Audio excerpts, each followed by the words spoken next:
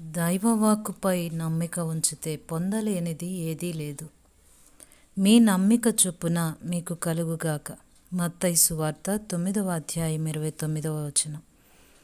ప్రార్థనలో పరిపక్వం కావడం అంటే పరిపూర్ణమైన విశ్వాసంలో పాదం మోపేంత వరకు సాగిపోవడమే. ఇంకా ప్రార్థిస్తూ ఉండగానే మన ప్రార్థన దేవుని చేరింది, అంగీకరించబడింది అన్న అభయాన్ని పొందాలి. మనం ప్రార్థిస్తుంది మనకు అనుగ్రహింపబడే సమయం ఇంకా రాకముందే దానిని పొంది కృతకృత్యులమైనట్టు భావన కలగాలి. అడిగిన దానిని నిస్సందేహంగా పొందామన్న గట్టి నమ్మిక స్థిరపడాలి. ఈ ప్రపంచం అనిశ్చితము, చంచలము అయింది.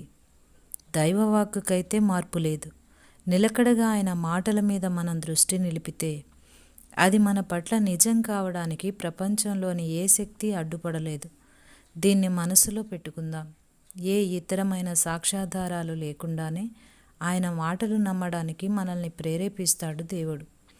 ఆ తరువాతే మన నమ్మిక చొప్పున మనకి ఇస్తాడు. ఈ వరం ఇచ్చానంటూ వచ్చిందాయన అమోఘ వాక్కు. మాటకి నిలిచే ఆ మంచి దేవుడు ఇచ్చాడు మాట చొప్పున నాకు.